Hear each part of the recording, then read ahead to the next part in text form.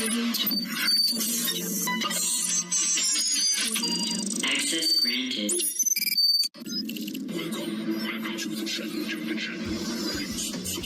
Today we are gonna review the Border-Gavaskar trophy as a whole and also see the main difference which led to the two sides winning or losing.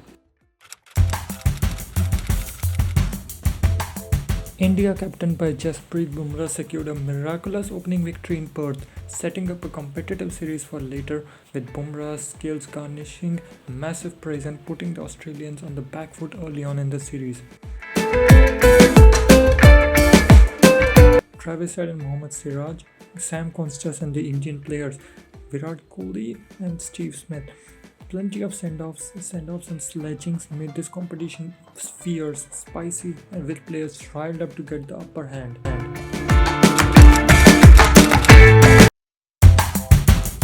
Jasprit Bumrah had his greatest performance ever by an overseas player, being even more successful than the Australian bowlers in this series.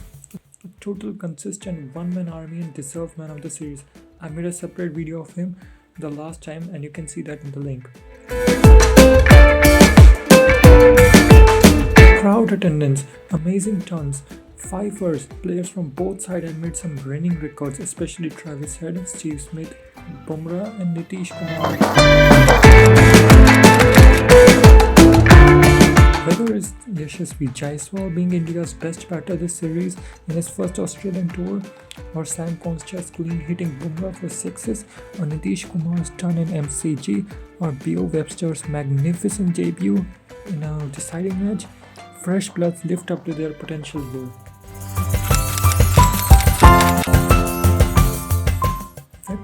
Some of the veteran players hadn't had their most memorable series, the main focus being Virat Kohli's off-stump weakness repeatedly getting dismissed in that fashion.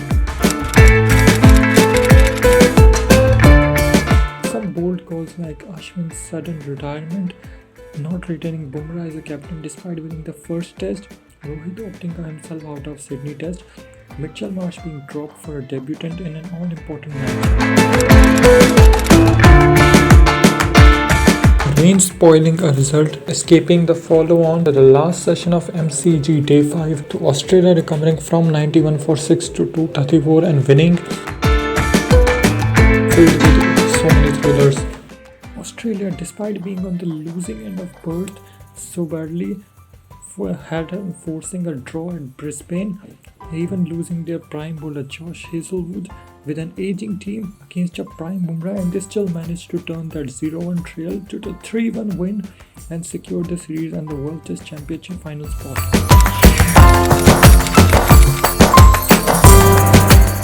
Australia secured the World Test Championship final spot with the victory in Sydney, their second World Test Championship final in 2 years.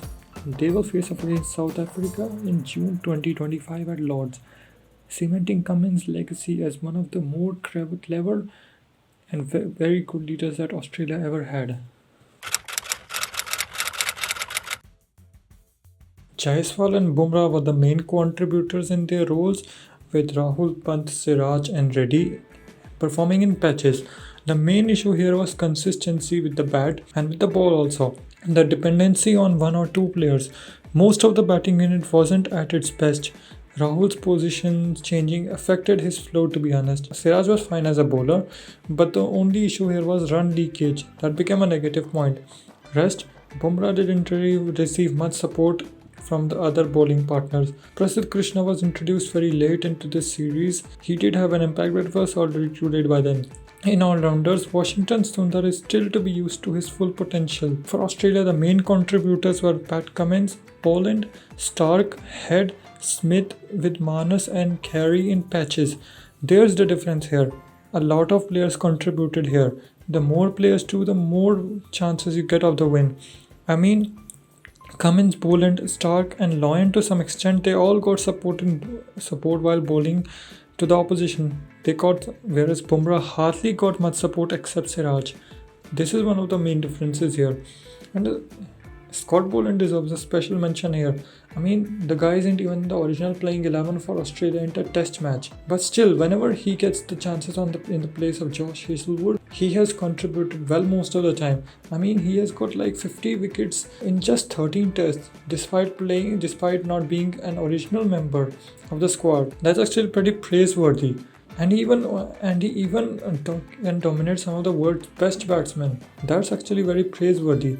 It's kind of unfortunate that he was born in the same era as this Australian pace trio, so that's why he didn't get much of chances. But it's pretty good that he's utilizing every chance he's getting. So that's it for all this episode, and I'll see you the next time, guys. So take care of yourselves, guys, and so long.